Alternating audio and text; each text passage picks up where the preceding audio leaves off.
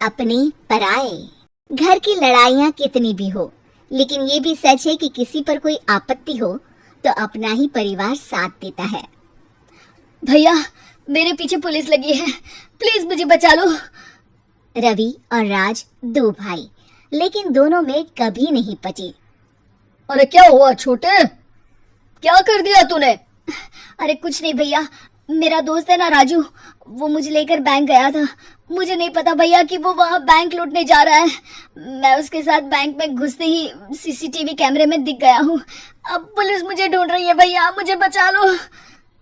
राज कुछ सोचता है, फिर कहता है, ओके, तुम यहीं रुको, मेरा एक दोस्त पुलिस में है, मैं बात करता हूँ। तभी वहाँ रवि की बीवी राज की बीवी के साथ आ जाती है।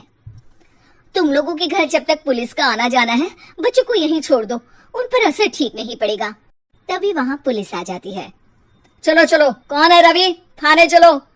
मैंने कुछ नहीं किया, मुझे कुछ नहीं पता।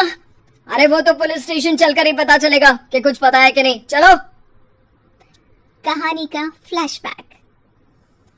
भैया, मुझे मेरे मकान में हक चाहिए ही चाहिए।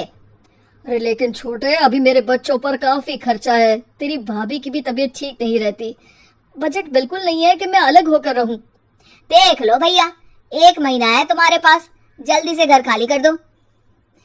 अरे कैसी बात कर रहे हैं भैया, मेरे शरीर में अभी इतनी हिम्मत भी नहीं कि घर को खाली करे। तो क्यों अपना पोषण बेचा भाभी? अरे तुम तो जानती हो, पिताजी की बीमारी के कारण उन्हें हमारी जरूरत थी, कैसे आते पैसे। ससुर जी तो बूढ़े थे भाभी, उनकी बीमारी में भी पैसे लगाना कौन सा अकल का काम था? तो क्या पिताजी को मैं मरने के लिए छोड़ देता?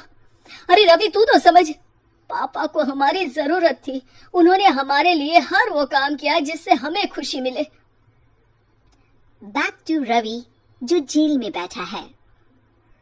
ये मैंने क्या कर दिया था? मैं ना पिता का हुआ ना ही भैया का। मेरे साथ जो हो रहा है ठीक ही हो रहा है। तभी वहां पुलिस वाला आता है।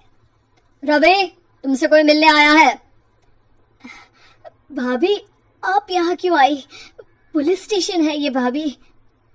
भैया, आपकी जगह मेरा भाई होता तो क्या मैं नहीं आती? अच्छा, ये खाना ले लीजिए, खा लीजिएगा। आपके भैया लगे हैं वकीलों और पुलिस वालों से बात करने में, डरने की कोई बात नहीं। जब आपने गुनाह किया ही नहीं तो सजा भी नहीं मिलेगी। रवि भाभी को देखकर रोने लगता है। घर में साक्षी चुपचाप बैठी होती है कि तभी सोनम कहती है, अरे साक्षी, क्या हुआ, परेशान क्यों हो रही हो?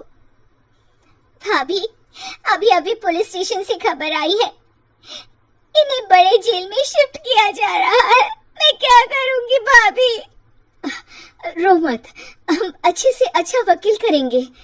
लेकिन उसमें तो बड़े पैसे लगेंगे दीदी, हम इतना पैसा कहाँ से लाएंगे? अरे क्यों, ये मकान है ना, और मेरे कुछ गहने भी हैं। साक्षी की आंखों में पानी आ जाता है।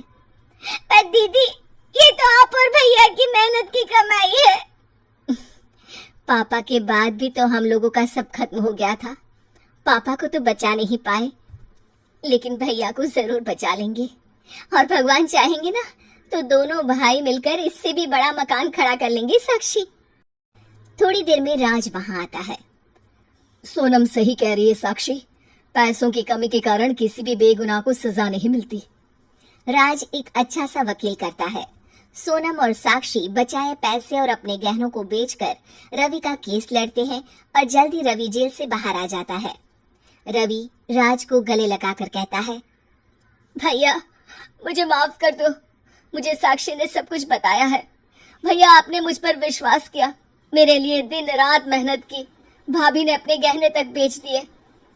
भैया, आपने तो पापा के लिए भी पैसे नहीं देखे, लेकिन मैं बहुत ही सेल्फिश निकला। भैया, एक आखिरी बार मुझे माफ कर दो, मैं शर्मिंदा हूँ। अरे भाई, अपने तो अपने ही होते हैं, पापा ने हमारे लिए क्या नहीं किया, ये तुम्हें बताने की जरूरत नहीं है मुझे। और फिर तू तो मेरा भाई है, पैसे से बढ़कर रिश्ते होते हैं भाई।